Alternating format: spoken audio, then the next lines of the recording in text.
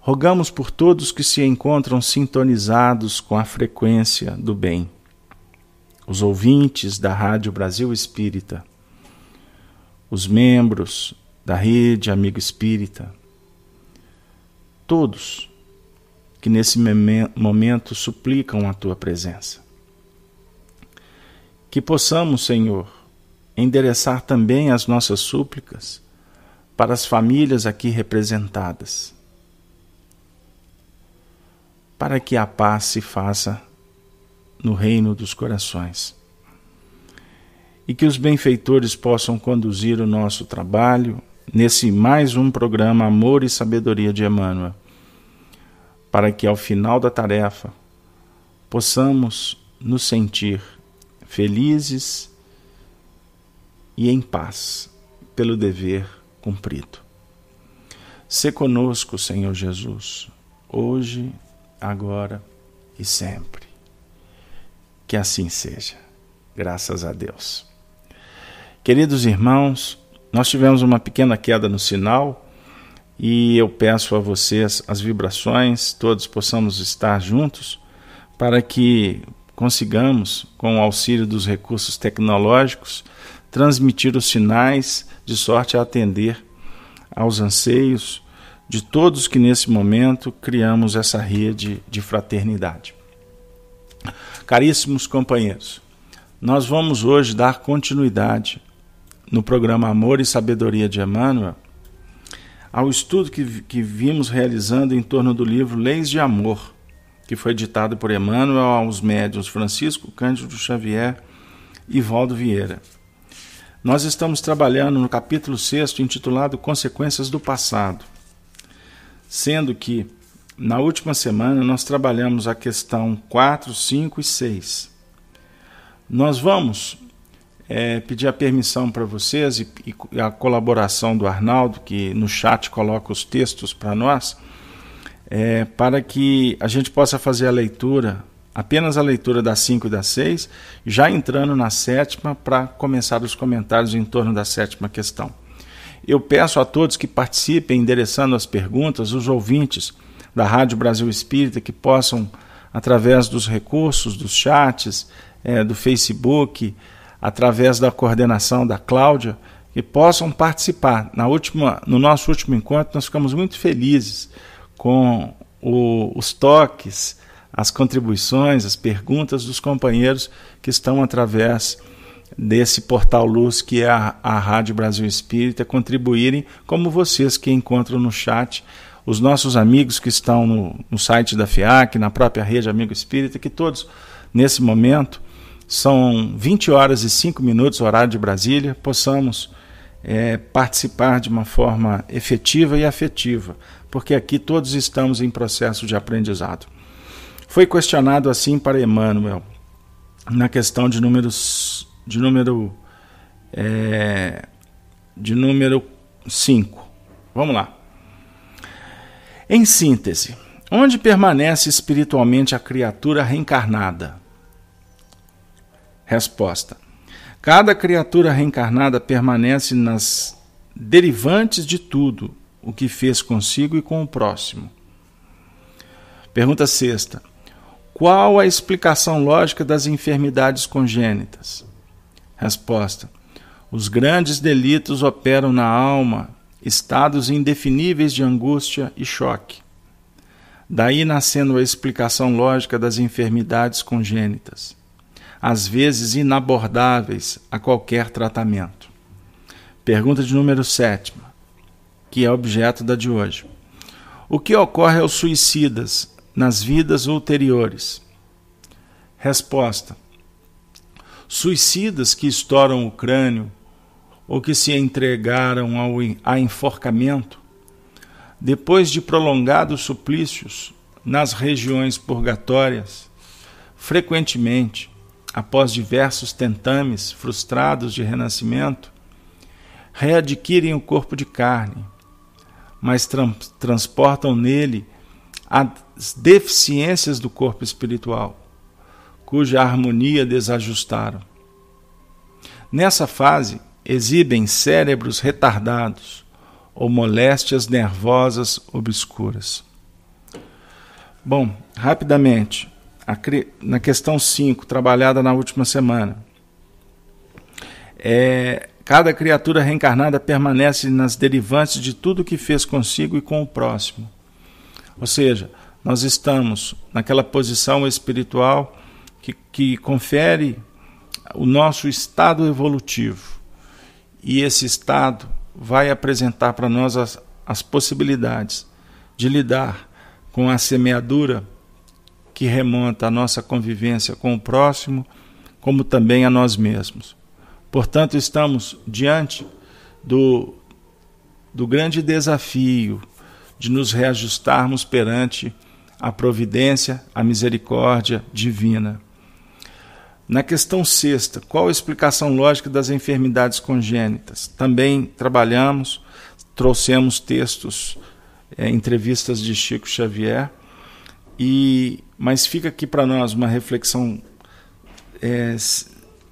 sintética, que todas as enfermidades congênitas definem para nós, trazem para nós os delitos que operamos na nossa própria alma, em estados indefiníveis de angústia e choque.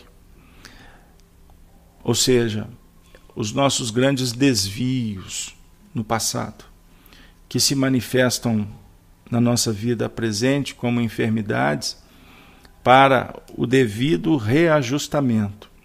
Lembrando que as mazelas que nós operacionalizamos dentro do nosso corpo psicossomático, o nosso perispírito, ficam registradas. E por isso, com as reencarnações, nós vamos tendo a oportunidade de purificá-las. Ou seja, trazer para o corpo físico o que ficou estigmatizado no corpo espiritual, como uma disfunção. E aí a gente usa aquele simbolismo que o corpo físico funciona como uma esponja.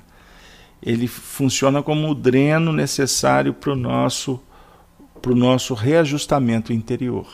Ok? Bom, agora na questão de número 7, que é o objeto do nosso trabalho especificamente de hoje.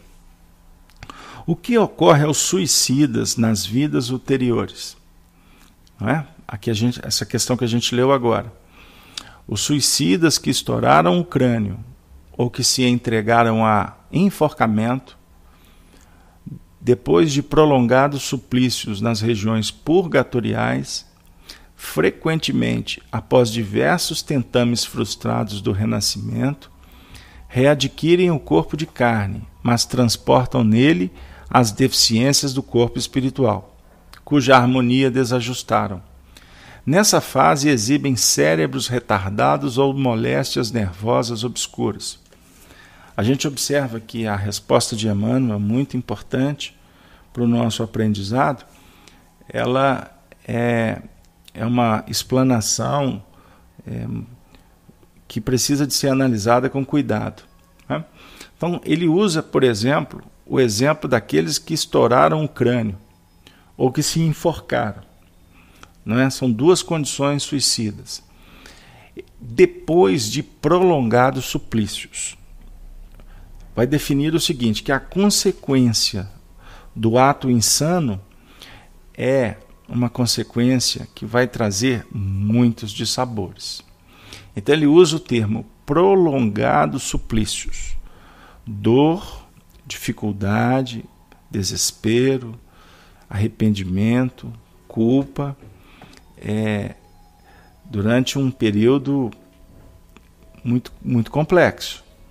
Não existe um fator determinante, vai ser tanto tempo, em tal região, não é bem assim. O que é muito sério e que nos deixa profundamente sensibilizados é a própria resposta da vida, que vai trazer indicativas para que, no caso, o enfermo possa compreender no tempo e no espaço o peso, a magnitude deste ato insano. Não é? Então, quando ele fala assim, após diversos tentames frustrados de renascimento, aí ele vai abrir uma porta também para a gente refletir. e inclusive explicar para nós o porquê dos abortos naturais ou situações em que no caso o ex-suicida é trazido para o processo da reencarnação para viver a frustração, sentir muitas vezes a angústia de ser inclusive repelido, indesejado, enfim, fatores extremamente complicados, mas que sempre terão como meta principal auxiliar na sensibilização do indivíduo para o devido valor à vida. Então, para que a gente possa pensar. Agora, por um outro lado também, quando, por exemplo, há as tentativas frustradas nos abortos naturais, a própria espiritualidade vem nos mostrando que o espírito passa por alguns procedimentos em que ele necessita do choque anímico, né? Ou seja, a vinculação a um corpo de carne, a um processo gestatório, aonde nem sempre se conclui o nascimento natural, não é? Chega a perder, em tese, a oportunidade no próprio desenvolvimento do embrião, do feto, para que ele possa ter que retomar, porque o simples ou o importante choque anímico costuma significar para um espírito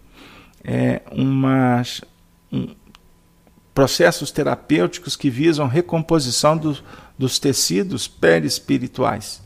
Portanto, com isso a gente vai entender que quando um casal, uma mãe, passa por esse processo, inclusive a ter aquele próprio sentimento frustrante de não ver realizado o seu sonho, a doutrina espírita nos apresenta esses fatores extremamente consoladores que explicam, no seu sentido de que nós possamos verificar que, de qualquer sorte, a mãe, o casal, estará habilitando, abrindo portas para o atendimento a estes sofredores. Não é isso? Então, são pontos que a gente precisa de trabalhar com muito carinho. Mas transportam, quando conseguem, nele as deficiências do corpo espiritual, cuja harmonia desajustaram. Então a gente vai observar na reencarnação alguns fatores, alguns desajustes, algumas anomalias, deficiências, que na realidade representam as opções que foram definidas anteriormente e que trouxeram repercussões danificadoras para o corpo espiritual. E desajustado o corpo espiritual, favorece-se naturalmente os desajustes na própria estrutura do corpo físico. Ok?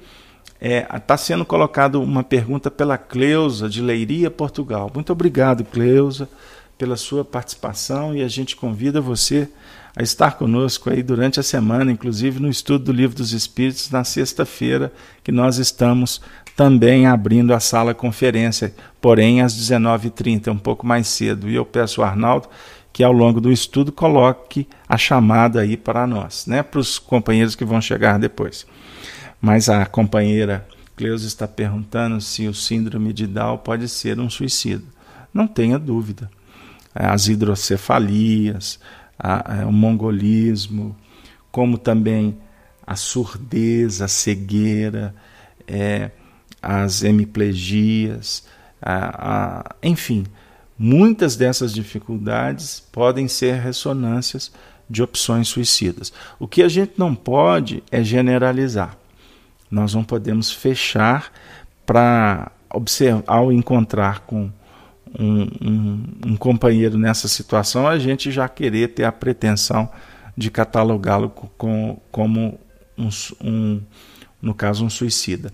Porque nós sabemos que existem algumas outras dificuldades, algumas sombras, algumas moléstias nervosas, que elas representam escolhas suicidas do ontem.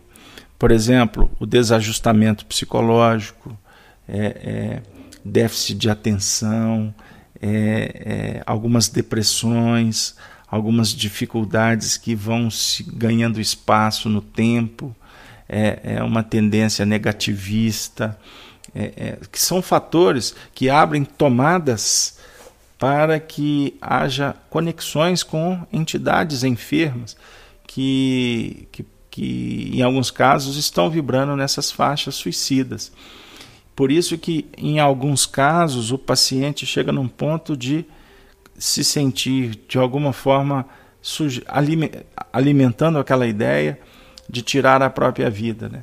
Quantos casos que nós atendemos nas casas espíritas que o indivíduo começa com um painel de sombra e depois um ponto obscuro e de repente depois vira um painel de sombra, como nos explica Emmanuel.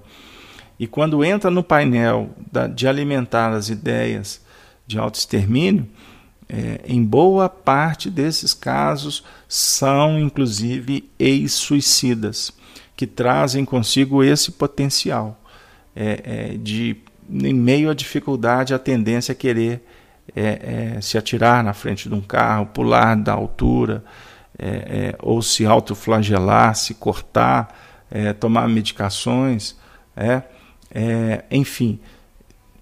Isso tudo é porque o indivíduo vai passar por provas de repente semelhantes, para que ele possa dar o testemunho de que agora ele não vai optar pelo ato da covardia, pelo ato que a princípio seria para resolver, né, ficar livre do problema, e na realidade é agigantar de uma forma estrondosa o próprio problema.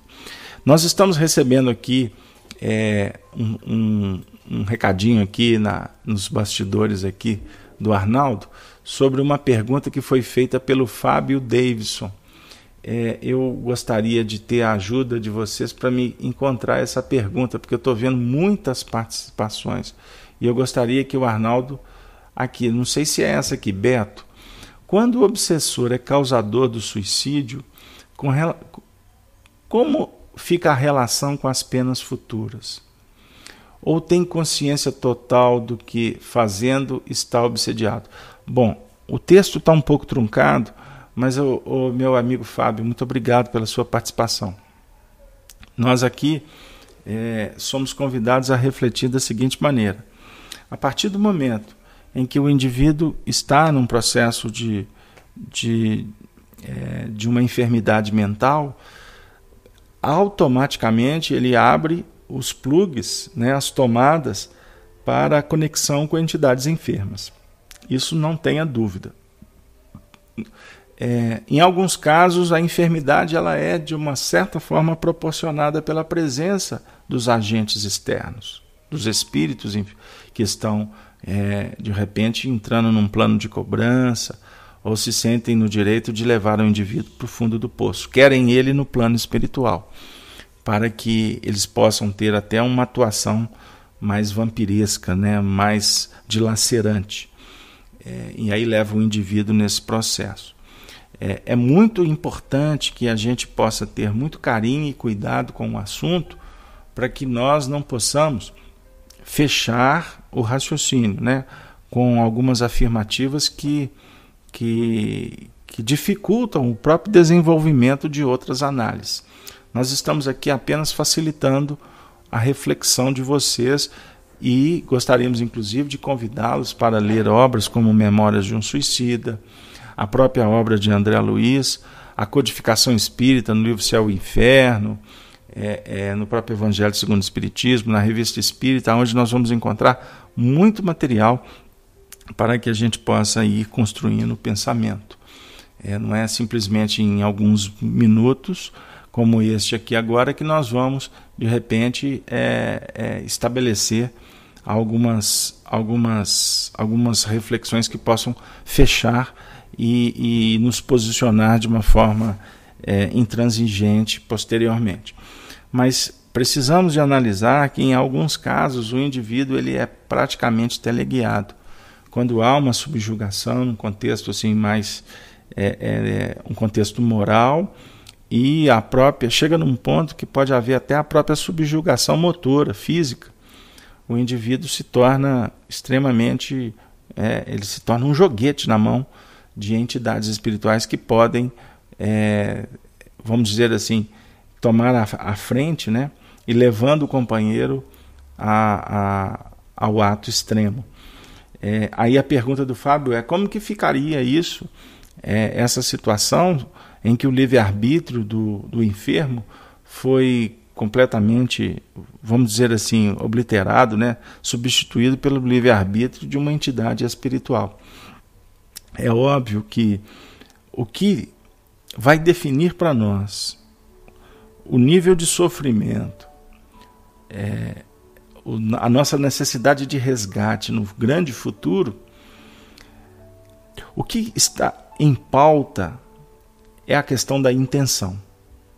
Sempre, o Livro dos Espíritos é muito claro, em várias ponderações, em várias perguntas que Allan Kardec faz, os Espíritos sempre devolvem com esse conteúdo. O que vale é a intenção do indivíduo.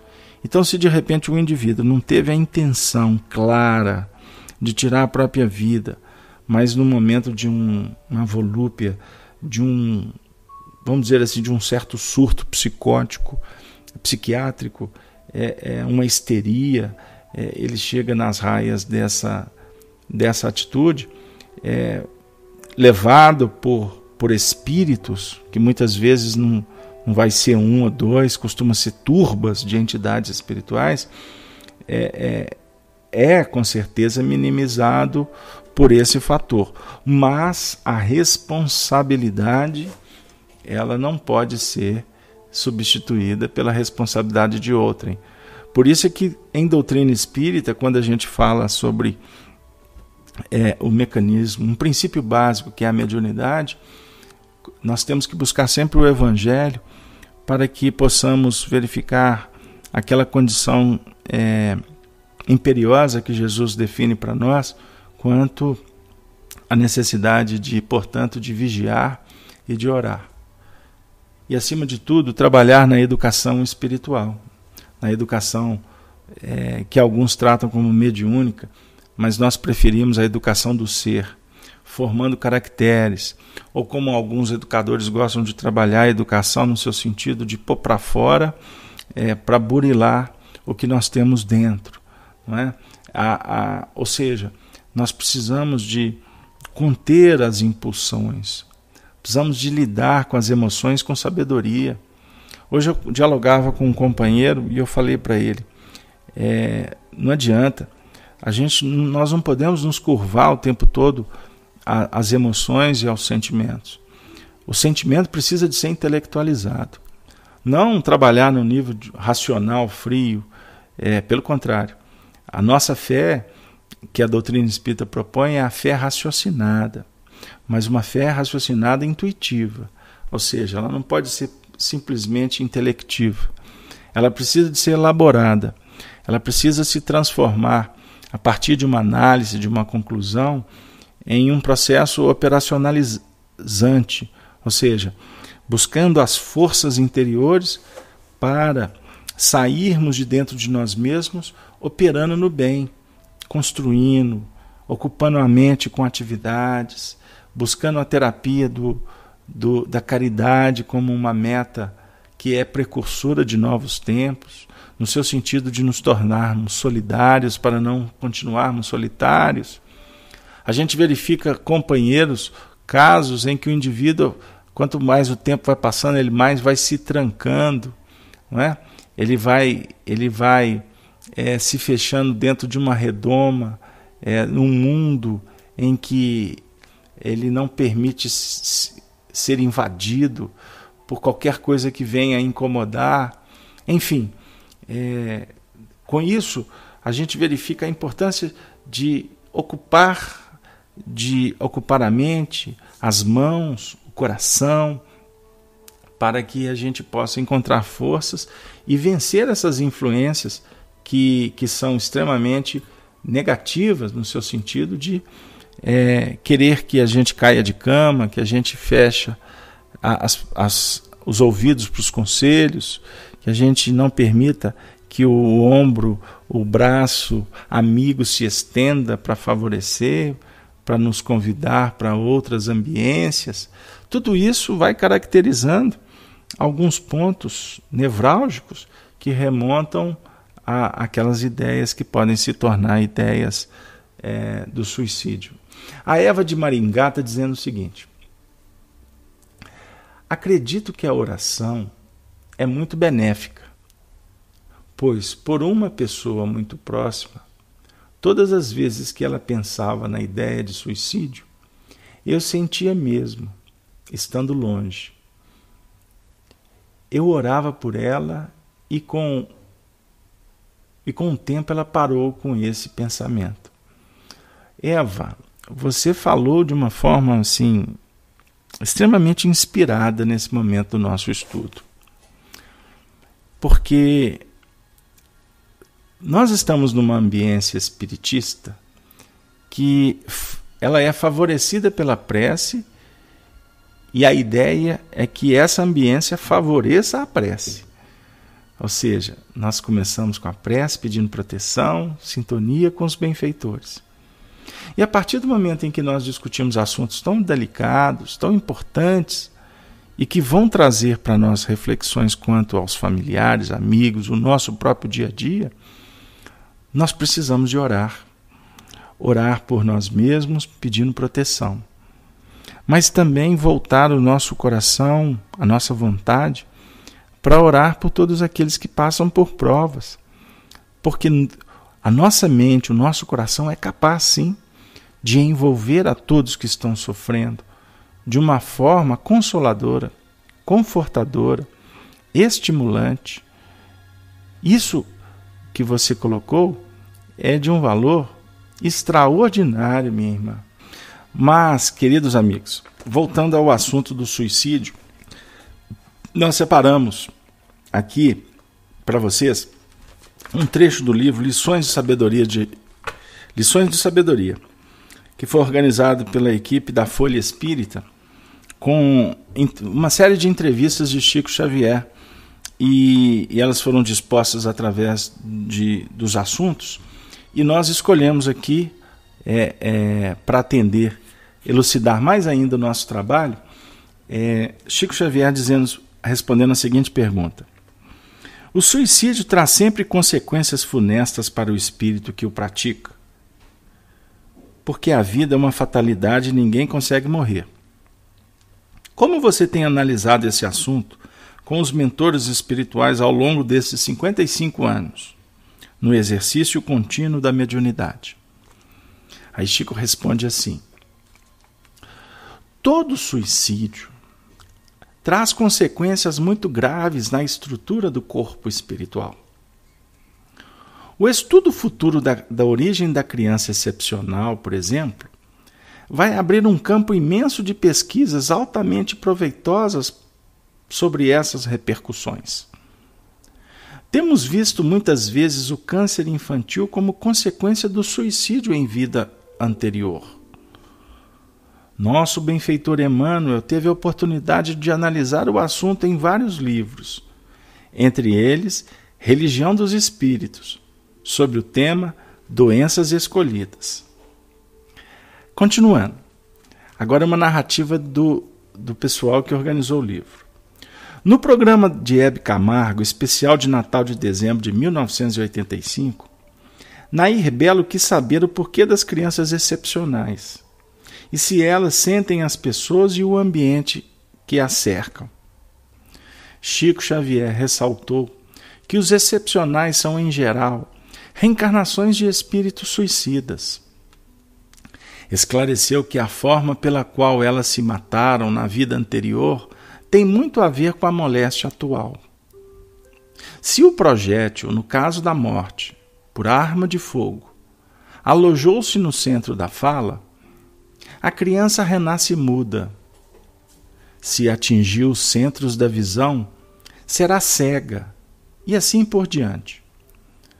No caso da morte por enforcamento, aparecem as hemiplegias e, por afogamento, os efizemas. Há também a tragédia dos homicidas que se suicidam em seguida e que voltam acometidos pela esquizofrenia. O médium afirma que o espírito do excepcional registra na intimidade do ser todas as nuances afetivas do ambiente que o cerca.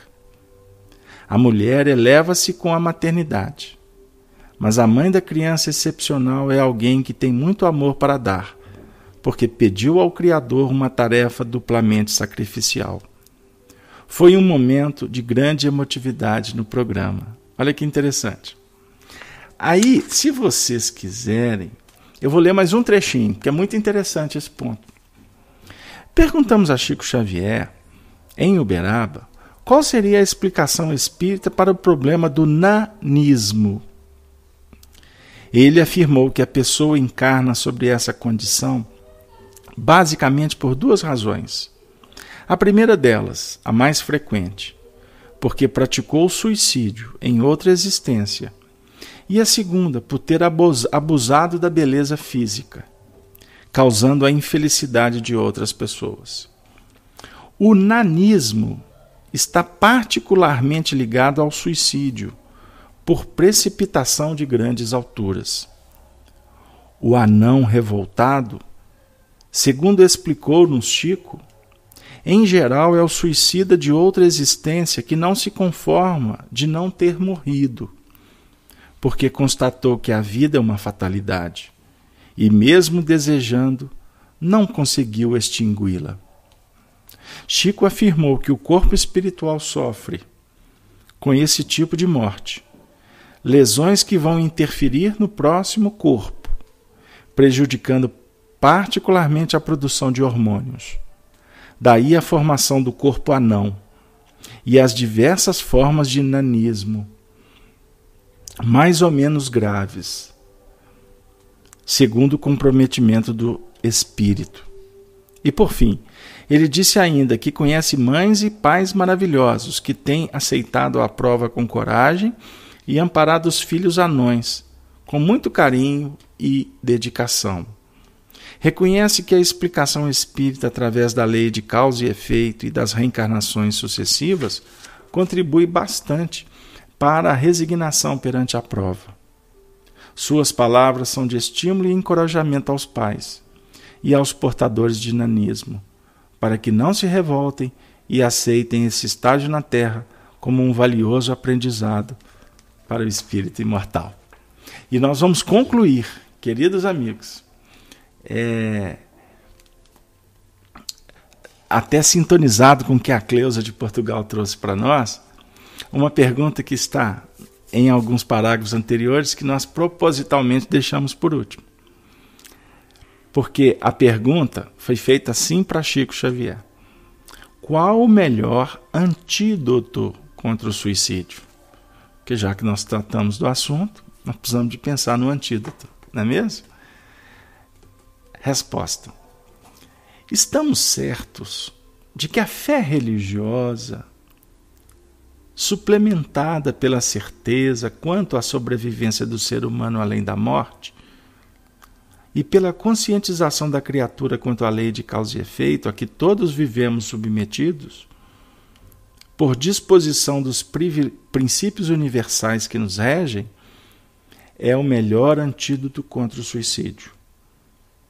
Não nos será lícito, entretanto, olvidar que o trabalho, especialmente o trabalho que nos auxilia a esquecer-nos em benefício dos outros, é um agente dos mais seguros para que aprendamos na escola da experiência humana a valorizar a vida e a enriquecê-la de alegrias e bênçãos, extinguindo em nós outros qualquer impulso tendente a inclinar-nos para as calamidades da autodestruição. E se o Chico me permite,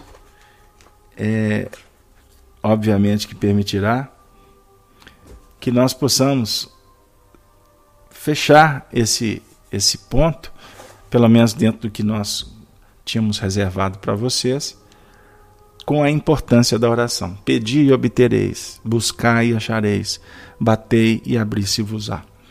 Então, tanto aqueles que estão suplicantes de ajuda, não olvidemos a importância da prece, que faz luz, que dá força, que estimula, que contagia e que abre oportunidades para operar.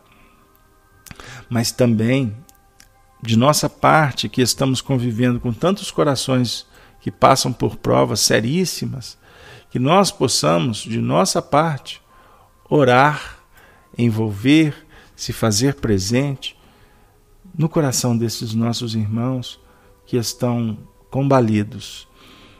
E eu tenho para mim o seguinte, que quando a gente se lembra de alguém e de alguma forma nos sentimos inclinados a ajudá-lo, mesmo que seja com a oração, com as vibrações, é porque nós temos de alguma forma responsabilidade nesse processo. Então não tenhamos dúvida, ou não hesitemos, vamos operar, saindo sempre a semear, conforme Jesus nos ensina, nos estimula em seu Evangelho Redentor. Foi nos questionado sobre a fonte. Eu gostaria de dizer que vocês vão encontrar essa leitura no livro Lições de Sabedoria, que é um livro que foi organizado pela equipe da Folha Espírita. Eu não tenho aqui a data, mas vocês vão encontrar por certo a biografia, a ficha técnica do livro na internet, para vocês poderem trabalhar a aquisição, que é uma obra muito rica. Tem muitas coisas interessantes que o Chico traz a partir da sua vivência e ao longo de tantos decênios de trabalho, mas também a sua convivência com os benfeitores, os educadores do mundo espiritual. Pois não.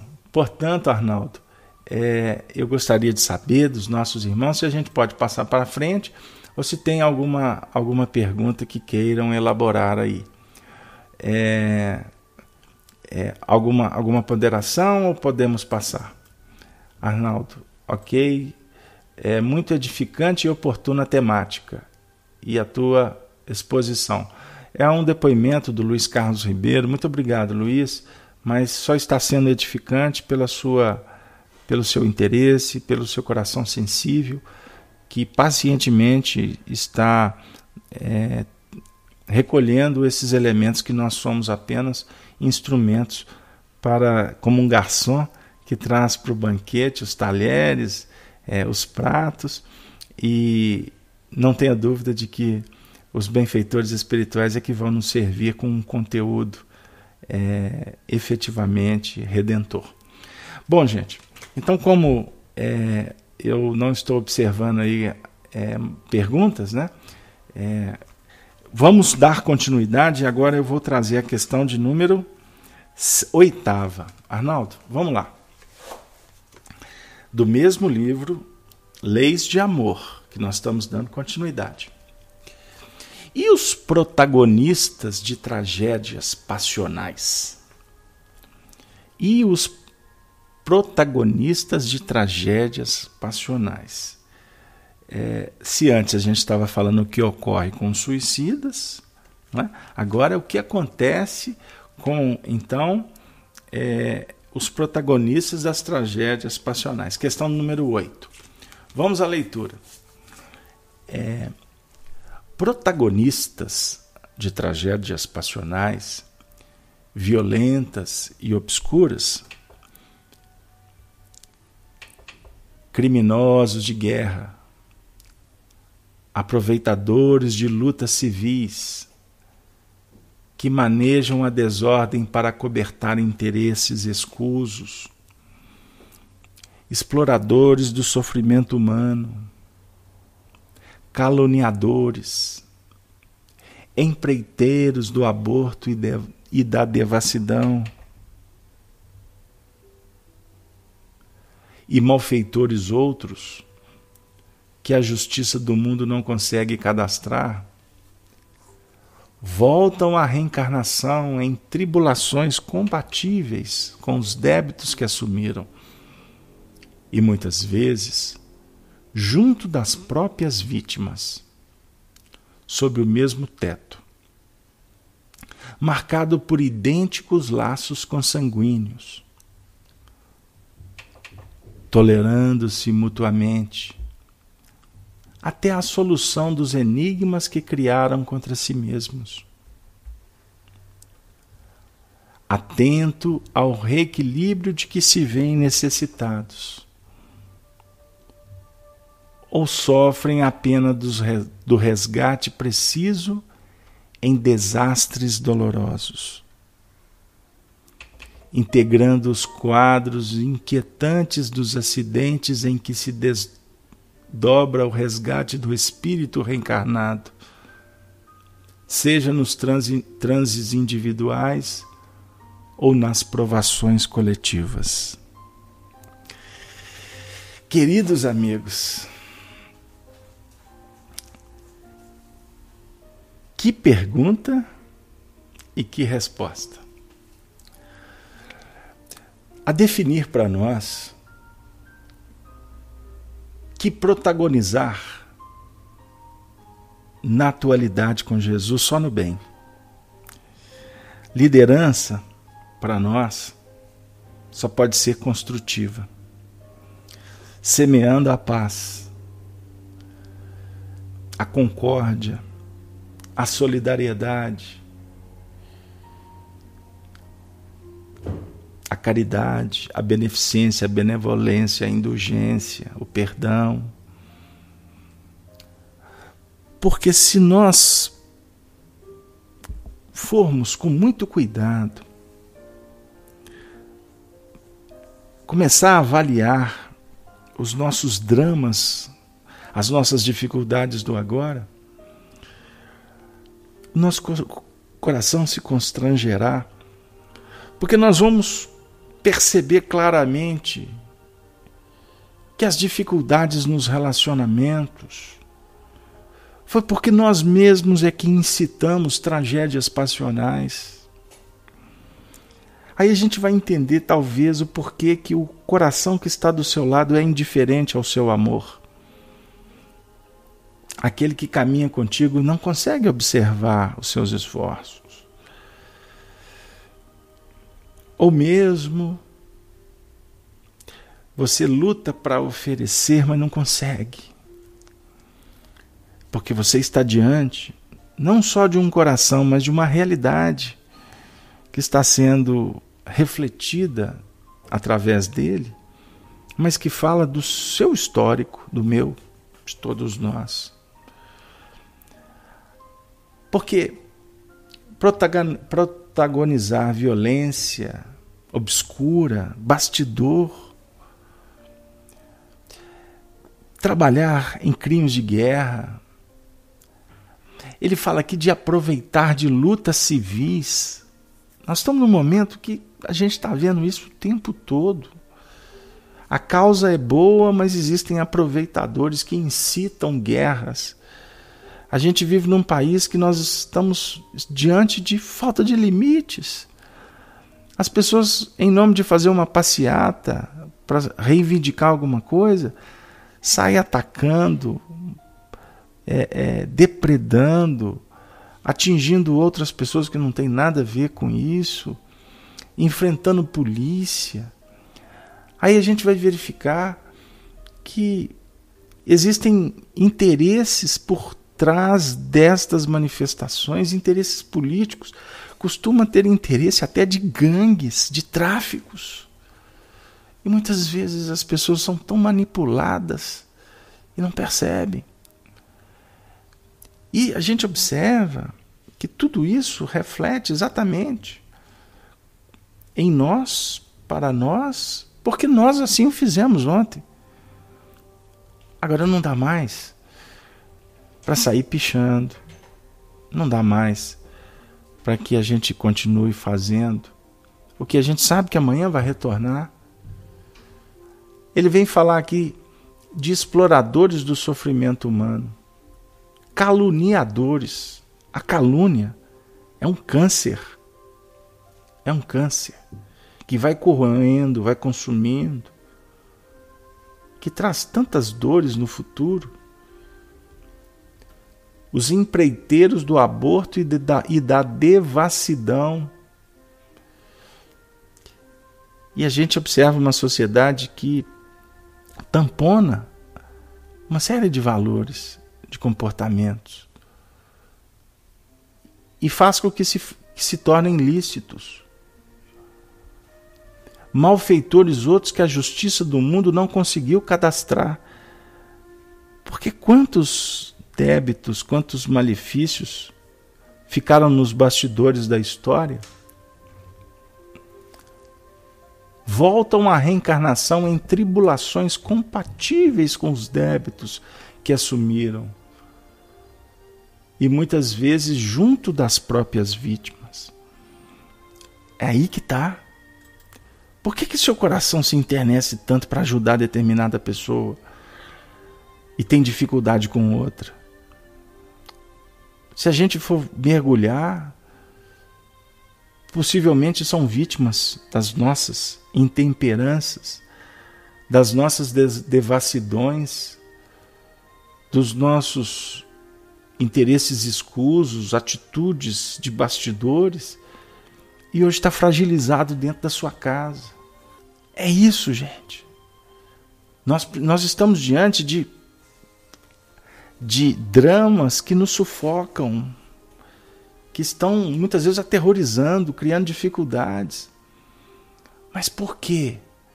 Porque o Senhor da vida está nos dizendo que, diante das próprias vítimas, sob o mesmo teto, nós precisamos ser os agentes do bem. Precisamos semear a luz. E quando a treva não quer compreender a luz, o fator primordial do processo para que ele seja vitorioso é perseverar, é ir mais à frente, é lutar até o fim, porque esta é a senha do Evangelho. Mas não é para o outro reconhecer, é para que a gente possa compreender que somos nós que precisamos de aprender a lidar com estes obstáculos. O Arnaldo está dizendo: em estudos anteriores compreendemos que o afastamento nos imanta ao dever de reconduzir, mas não podemos trabalhar com a culpa, pois podemos refazer. Eu não entendi, Arnaldo. Você desculpe, eu fui ler e acabei me perdendo. Mas assim, pegando só a ideia principal da culpa, não dá para trabalhar com culpa. Passou, virou manchete. Agora, escrever novas páginas, novas histórias. E acreditando que a providência divina vai nos reposicionar para que a gente possa fazer o que ontem nós não tínhamos condição de fazer. Não conhecíamos. Por isso o que fizemos foi lei. Agora, com o Evangelho, nós temos que nos libertar da lei. A Sheila de Porto Alegre está dizendo: para que haja a promoção da terra, os homens não serão provados para demonstrarem que trazem no íntimo. Aí sermos separados conforme a nossa fase evolutiva. Novamente o texto ficou truncado. Sheila, desculpe, porque eu tenho que ler rápido para não perder o raciocínio, mas nós todos não podemos ser separados.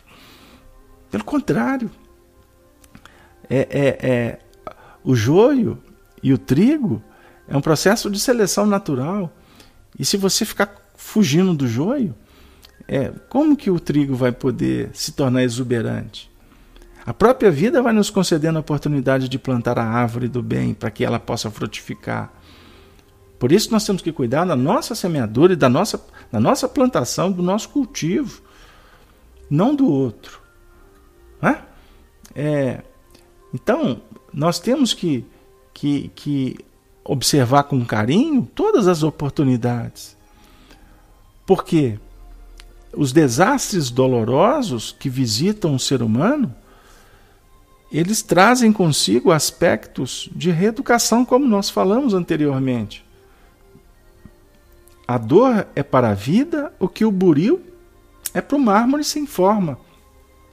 Isso é um pensamento de Emmanuel. E para que o buril possa preparar a pedra bruta para que ela se torne uma obra de arte, há atrito, há de se trabalhar dor, decepção, dificuldades, não é mesmo? Porque só assim que nós vamos compreender para não recalcitrar. Aí que está o ponto. Por que nós estamos aqui, gente? É uma pergunta que eu faço todos os estudos que nós trabalhamos juntos. Por que nós estamos aqui ouvindo a Rede Brasil Espírita, a Rádio Brasil Espírita, me perdoe, a Rede Amigo Espírita, nós estamos aqui dentro do chat. Por quê? A nossa alma está querendo, está suplicando, a nossa alma deseja o bem. E nós precisamos de nos esforçar por isso. Mas para isso precisamos de entender o mecanismo. Sem entender, tudo fica difícil.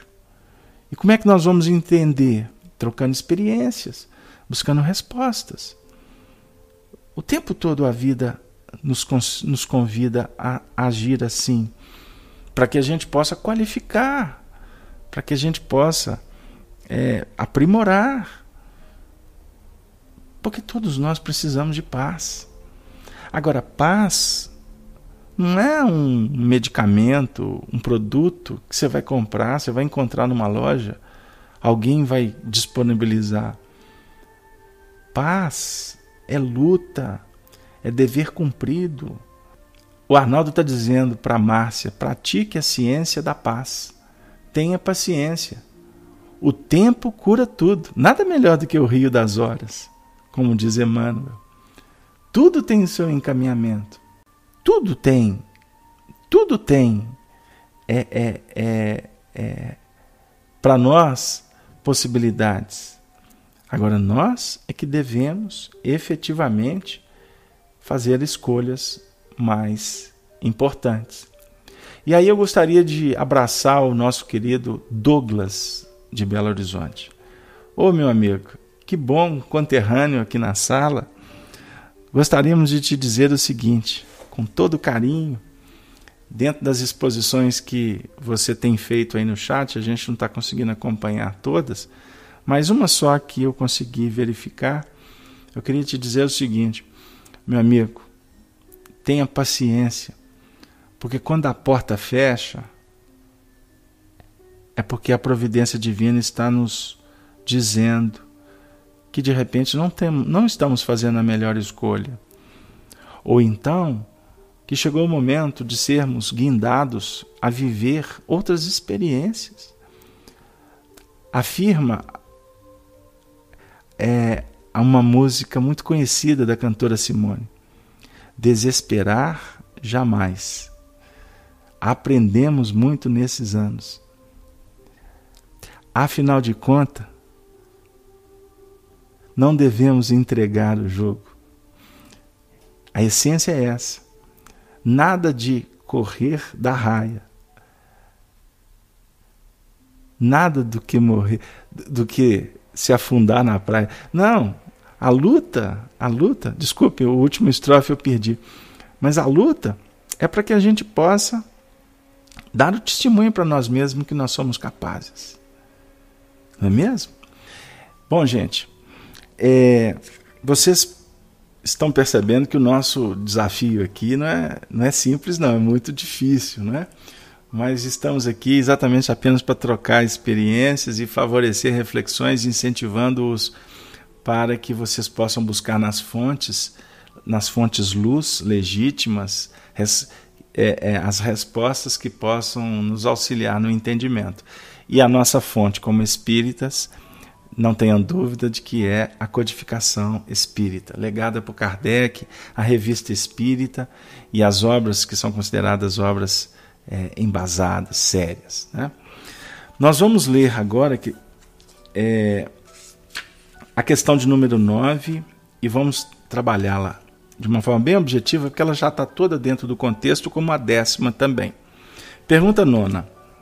Se falamos dos suicidas, dos protagonistas de tragédias anteriores, E os cúmplices dos erros e enganos? Resposta: as grandes dificuldades não caem exclusivamente sobre os suicidas e homicidas comuns. Quantos se fizeram instrumentos diretos ou indiretos das resoluções infelizes que adotaram, são impelidos a recebê-los nos próprios braços, ofertando-lhes o recinto doméstico por oficina de regeneração. Volta, Emmanuel, a nossa análise para o lar, que ele carinhosamente define como centro essencial dos nossos reflexos. Reflexos que elegemos, que implementamos e que a vida nos devolve. Então, a cumplicidade, ela tem uma nota importante na trajetória evolutiva do ser. Você não pode, não necessariamente ser o protagonista, mas quando cúmplice, você é copartícipe do processo. E aqueles que protagonizaram, de repente serão aqueles que, como cúmplice, agora, numa outra condição, vamos recebê-los, porque antes comparsas, agora amigos em família, seja como pais, como filhos, como irmãos, como cônjuges, enfim, para que todos nós possamos juntos reajustar dentro daquele contexto que nós desajustamos. E eu gostaria de ler também a questão de número 10ª, porque ela está no próprio ritmo do nosso assunto, quando foi questionado Emmanuel assim: o que ocorre àqueles que provocaram o suicídio de alguém? Vai cair exatamente na questão levantada anteriormente aí no chat. Se levianamente provocamos o suicídio de alguém, é possível que tenhamos esse mesmo alguém, muito em breve, na condição de um filho problema ou de um familiar padecente, requisitando-nos auxílio na medida das responsabilidades que assumimos, na falência a que se arrojou. Jesus querido, vamos pensar, hein? Vamos criar uma situação aqui fictícia. De repente, um indivíduo, pelo seu egoísmo, pela sua vaidade, pela sua pretensão, invade um lar vizinho e promove ações que favorecem uma relação extraconjugal com a mulher do vizinho. Esse vizinho, descobrindo ou não, se descobre, cada um reage conforme os seus limites, suas tendências, suas doenças ou suas virtudes. Mas vamos colocar numa situação em que isso vai causar um grande malefício para o vizinho, visitado pelo alheio. E ele, com isso, venha a chegar na condição de suicida.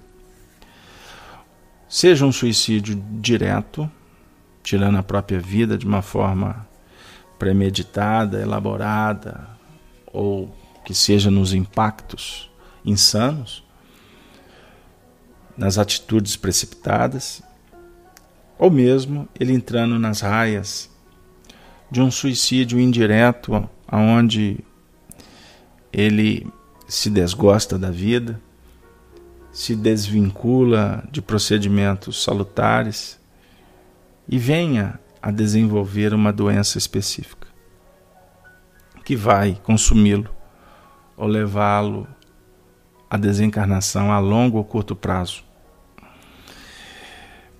Imaginemos o nível de responsabilidade daquele que foi o protagonista. O nível de responsabilidade do cúmplice, de repente, a companheira do indivíduo, que de repente não foi, em alguns casos, nem cúmplice. Pode ter sido a própria protagonista, para não dizer que os dois foram e ele, em tese, uma vítima. Eu não vou inserir aqui, para não complicar o assunto, a repercussão nos demais filhos, quando, os outros familiares, enfim. Isso tudo nos apresenta um painel de uma realidade muito cotidiana que nós encontramos dentro de um contexto social da nossa atualidade. Alguns casos, estas elaborações complicadas podem ter sido de um passado bem próximo, como em alguns outros passados mais remotos, distantes. A questão do tempo, do espaço, a providência efetivamente vai favorecer para que o reajuste aconteça. Quando na prática o processo inicia, a gente vai observar em expressões de dificuldades no trato do dia a dia. De repente, aquele que foi levado ao suicídio pode se reencarnar como um filho especial, com muitas doenças desde tenra idade, ou um filho rebelde, problema. Para não dizer posições invertidas que possam configurar uma necessidade dos protagonistas, dos cúmplices, enfim, de alguma forma terem que dar a vida para que o amor ressurja, aonde de repente pode estar ele combalido nas raias do ódio. Porque costumam dizer que o ódio é o antagonismo do amor, né? É o antônimo do amor. O que nós entendemos, junto com alguns filósofos, que o contrário do amor não é o ódio, e sim o medo. Porque na realidade, o amor, quando se torna ódio, é porque as polaridades na realidade apenas desfocaram.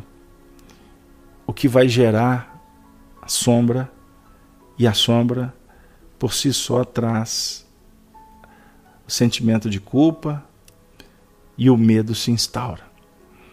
E muitas vezes nós nos projetamos para fugir do medo em reações, em atitudes extremamente complicadas no nosso dia a dia. Por isso, alguns autores, como, por exemplo, Joana de Ângeles Espírito, a benfeitora trabalha em muitos dos seus textos a questão da importância do enfrentamento psicológico.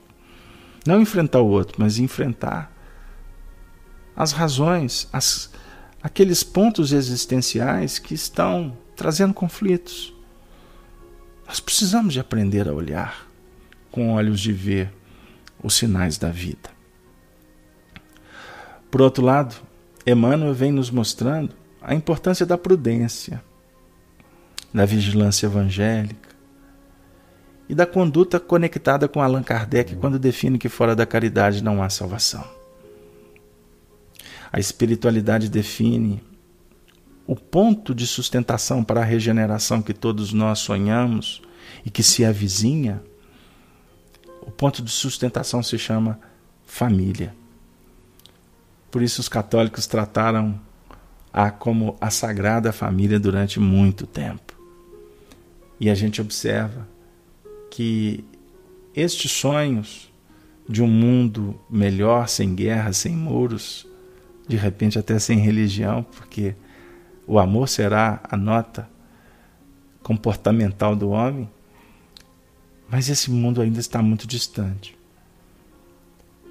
E que essa tarefa de construir esse mundo novo, ela precisa de mãos operosas de corações dadivosos, de mentes sintonizadas com o bem maior e alimentando dentro de si a esperança, que é filha legítima da fé.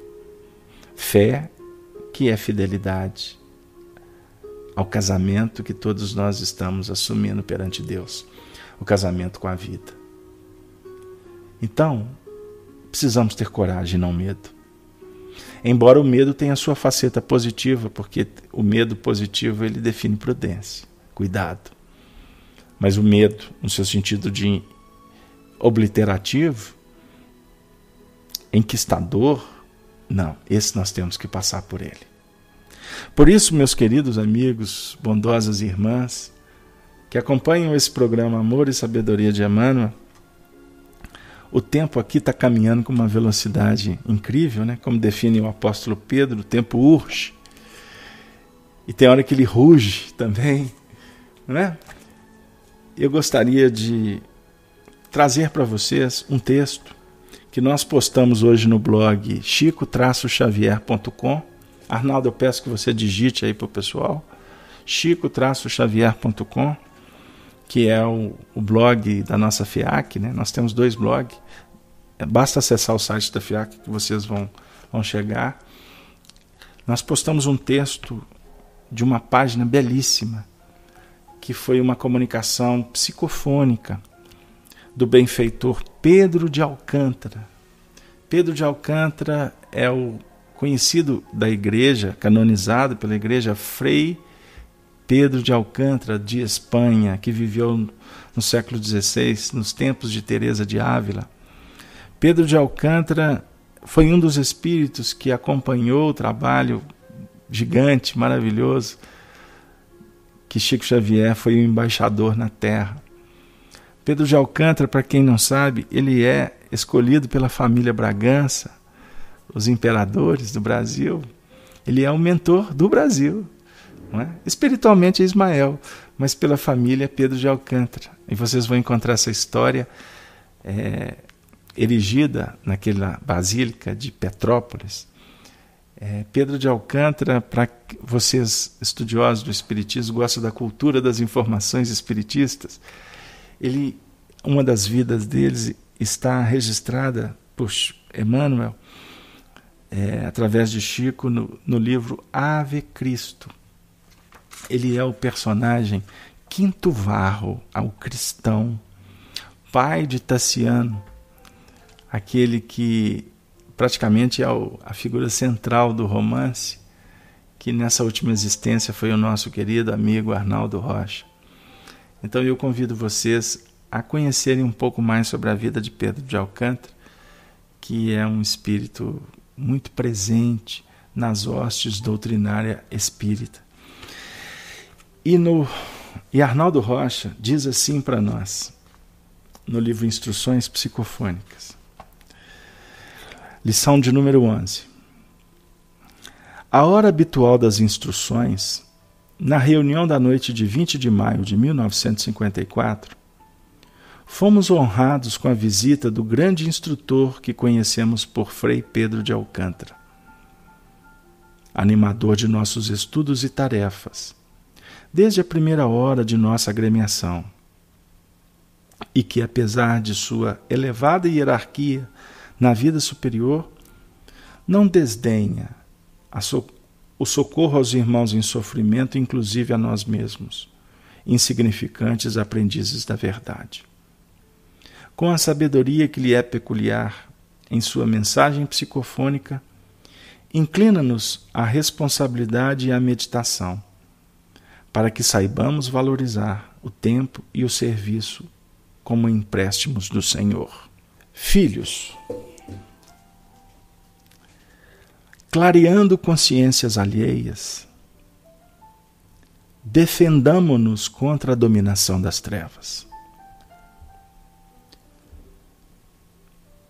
Vem e segue-me, diz o Senhor ao apóstolo. Levanta-te e anda, recomenda Jesus ao paralítico. Para os justos e injustos, ignorantes e sábios, o chamamento do Cristo é pessoal e intransferível. O Evangelho é serviço redentor, mas não haverá salvação para a humanidade sem a salvação do homem. No mundo é imperioso refletir algumas vezes na morte, para que a existência não nos seja um ponto obscuro dentro da vida, porque o espírito desce à escola terrena para educar-se, educando. Dia a dia, milhares de criaturas tornam a pátria espiritual. Esse caiu sob o fio da espada. Aquele tombou ao toque de balas mortíferas. Alguns expiram no conforto doméstico. Muitos partem do leito rijo dos hospitais. Todos imploram luz, mas se não fizeram claridade em si mesmos, prosseguem a feição de caravaneiros ocultos na sombra. Não valem títulos do passado, nem exterioridades do presente.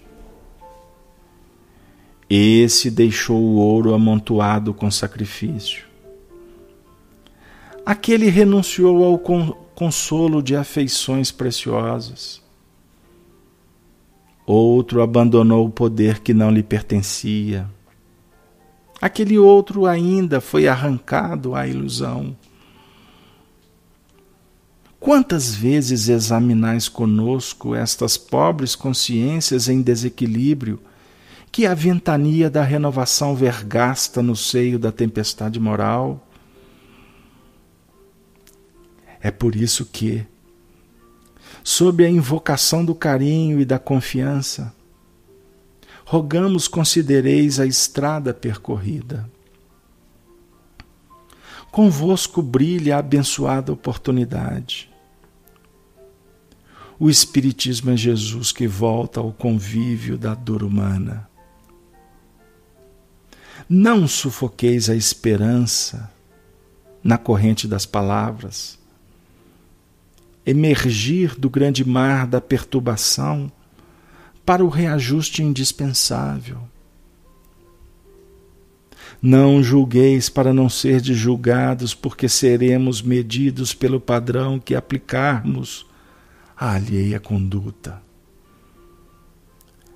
Ninguém sabe que forças tenebrosas se congregaram sobre as mãos do assassino. Ninguém conhece o conteúdo de fel da taça que envenenou o coração arremessado ao grande infortúnio. O malfeitor de hoje pode ser o nosso benfeitor de amanhã. Desterrai de vossos lábios toda palavra de condenação ou de crítica. Desalojai do raciocínio e do sentimento toda névoa que possa empanar a luminosa visão do caminho. Somos chamados ao serviço de todos, e a nossa inspiração procede do Senhor, que se converteu no escravo da humanidade inteira. Filhos, urge o tempo. Sem o roteiro da humildade, sem a lanterna da paciência e sem a bênção do trabalho, não alcançaremos a meta que nos propomos atingir. Quão fácil mandar, quão difícil obedecer. Quanta simplicidade na emissão do ensinamento e quanto embaraço na disciplina aos próprios impulsos. Jesus ajudou. 2 grandes e inesquecíveis palavras bastam para cessar a revolta e congelar-nos qualquer ansiedade menos construtiva. Se Jesus ajudou, por que haveremos de perturbar? Se Jesus serviu, com que privilégio exigiremos o serviço aos outros?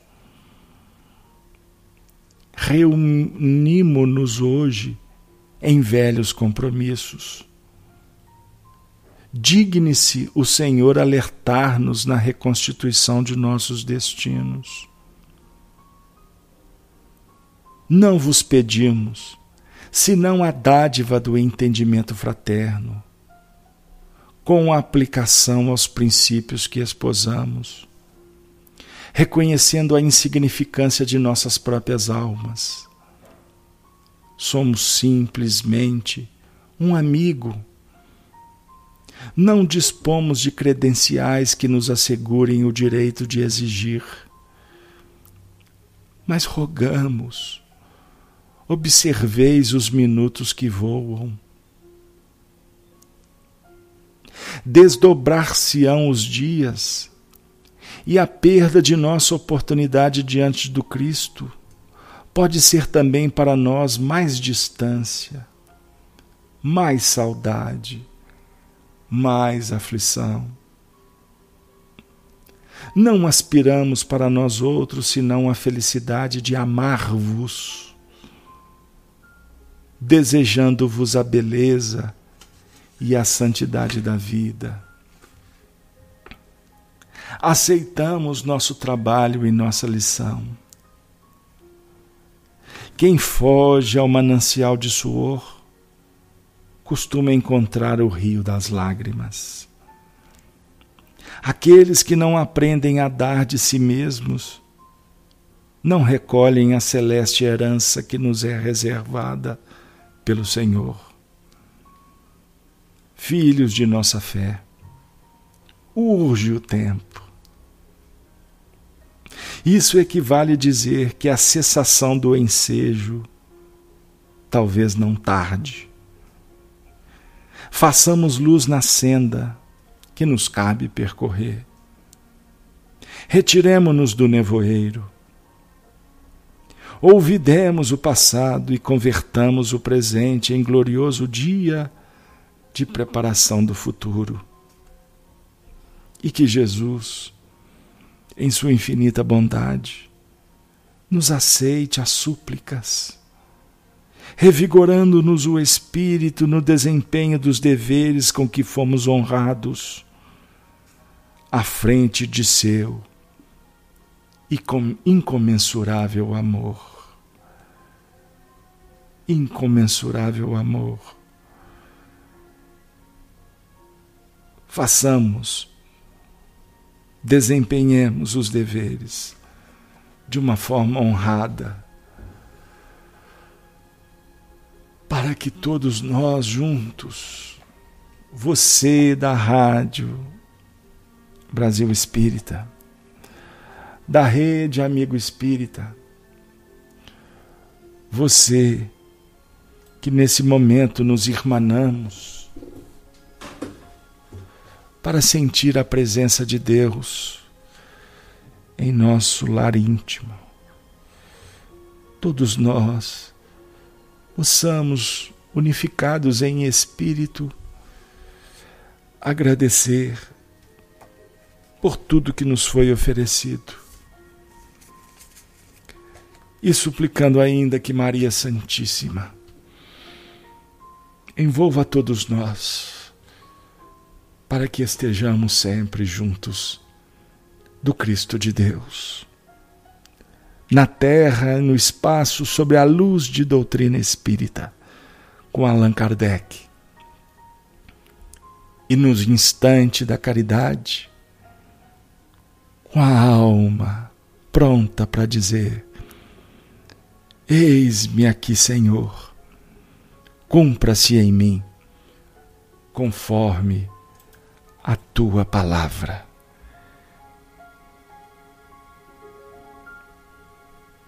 Que assim seja. Boa noite para todos. Que a paz se faça, agora e sempre. Até a próxima oportunidade.